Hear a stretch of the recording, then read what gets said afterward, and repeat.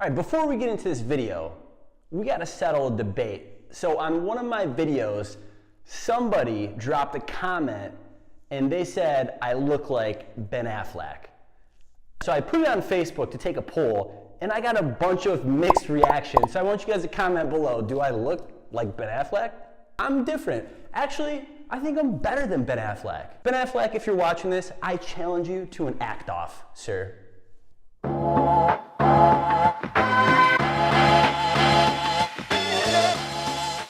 All right, enough joking around. Let's get to it. The reason you click this video is you want to learn how to build your credit. And the reason that I'm making this video is because I recently did an unboxing for my first ever Amex charge card. It was the Rose Gold limited edition. The reason I did an unboxing for it was I was pumped because it was my first one. The reason I was pumped is because my credit score was at a low 600, almost touching fives. I got it up to a 755 and I was really happy about that. So I did an unboxing and somebody asked me and said, you should make a video on how you built your credit score up to that. So I have 3 things that I'm gonna share with you from what I've learned over the past 2 years, and I really haven't started working on my credit until about 24 months ago. So the first thing that I'm gonna share with you is derogatory marks.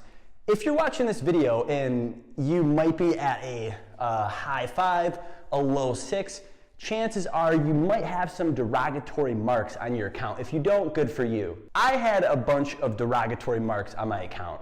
Matter of fact, I had 4. I had a phone bill, I had a couple of utilities, very simple stuff at a low cost that I just wasn't responsible about, and I put it on the side and didn't care about it. But what happened is it went into collections and then it got knocked on my credit as a derogatory mark and my score plummeted. So what I did was I focused on it and I paid that off. Within 30 to 90 days, my score shot up about 30 to 40 points, which was awesome. So that is the first thing. Be responsible, understand your credit, learn about it. That's why you're watching this video, right?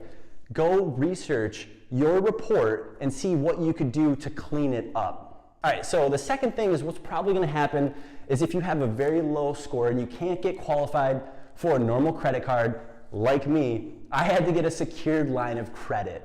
So I had to go to my bank and I had to give them 300 bucks. They took that money, gave me a card worth $300 that I could spend on it as a new credit card. Now that helped my credit and build some points up. The thing about it is you have to give the bank the money, they hold on to it. Once you build your score up, you could go apply and you could get a normal card. So do that, that's gonna be step number 2. That's what I did, it really worked out for me. Then it set me up so I could do my unboxing for that Amex card. Third thing that you're gonna wanna do after you clean up your credit, after you get your secured line of credit, now you likely, we're gonna skip a step, right? Okay, so now you already have your credit card. This is what I didn't know. This is what they don't teach you. This is what is in the fine print probably somewhere that nobody tells you.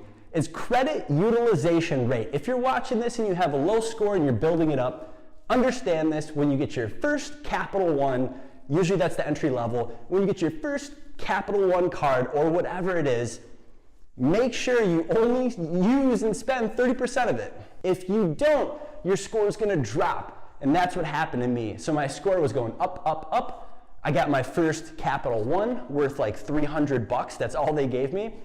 And I go, oh yeah, I'm gonna spend 300 bucks, no problem. So I would spend it every single month and the balance was always at 100% utilized and my score dropped again. It went down like almost 60 points. And I looked at Credit Karma like, what is going on right now? So I started researching and I found out credit utilization rate. So that's something they don't tell you.